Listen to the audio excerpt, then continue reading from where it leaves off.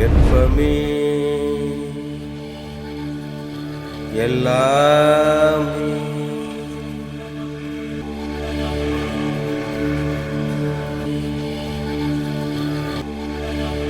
வெப்பமே எல்லாமே, எல்லாமே ஒன்றுதான். வெப்ப லிங்கம். வெப்பம் லிங்கம், வெப்பலிங்கம். வெப்பம் ஆதி தோன்றி தான் தோன்றி அதுவே அனைத்தும், அதுவே அனைத்துள்ளும், அதுவே பேராற்றல். இது வெப்பம். லிங்கம் வடிவம், உருவம். சிவசக்தி வடிவம், லிங்க வடிவம், உருவம். ஒன்றும் அதன் எதிரும் சேர்ந்தே முழுமையடையும் என்ற தத்துவம் லிங்க வடிவமாக இருக்கிறது. ஆனால் உண்மையில் அது சிவசக்தி வடிவத்தை வெளிப்படுத்துவதாக இருக்கிறது.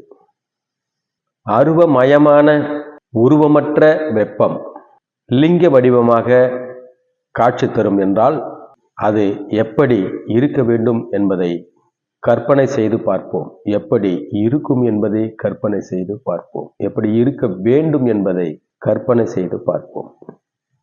லிங்கம் சிவசக்தி வடிவத்தின் வெளிப்பாடு. சிவசக்தி வடிவம் என்பது பிரித்து பார்த்தால் அது சிவமாகவும் சக்தி நிலையாகவும் சிவநிலையாகவும் பிரியும். அதாவது உருவமாகவும் அருவமாகவும் பிரியும். சக்தி இல்லையேல் சிவம் இல்லை. இது சான்றோர் வாக்கு மட்டுமல்ல, சரியான வாக்கும் கூட.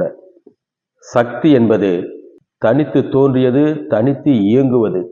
சிவமான உருவ வடிவம் தோன்றியதல்ல, தோற்றுவிக்கப்படுவது, பயன்படுத்தி உருவாவது.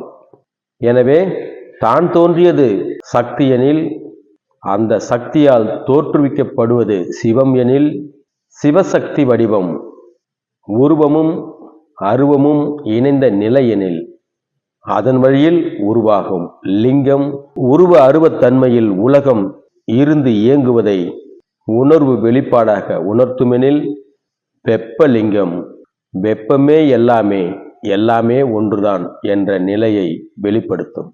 அதாவது அருவமும் உருவமும் இணைந்த நிலையில் இப்போது உலகம் பிரபஞ்சம் இருந்தாலும் அருவமே உருவத்திற்கு அடிப்படை என்பதை வெப்பலிங்கம் உணர்த்த வேண்டும், உணர்த்தும்.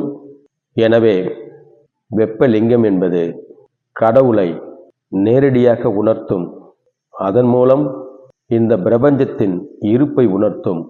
இந்த பிரபஞ்சத்தின் எதிர்நிலை இணைவை உணர்த்தும் நிலையாக வெப்பலிங்கம் இருக்கும். எனவே எல்லோரும் வெப்பலிங்கத்தின், அதன் வடிவத்தின், அதன் அமைப்பின் நோக்கத்தின், அது காட்டும் உணர்வு வெளிப்பாட்டின், வழிபாட்டு தன்மையின் இணைந்து புரிந்து வழிபட்டு அதன் வழி செயல்பட்டு அப்படியாக வாழ்ந்து இந்த வாழ்வின் சுவை உணர்வை சுவைத்து மென்மேலும் உணர்நிலையில் உயர்ந்து வாழ்வாங்கு வாழ்ந்து வளமான வையகத்தில் நிலையான புகழ் பெற்று நீடித்திருப்போமாக. வாருங்கள் வெப்பலிங்கத்தை விரைவில் தரிசிக்க. நன்றி. அன்பு. இறை சித்தர் வெப்பதாசர்.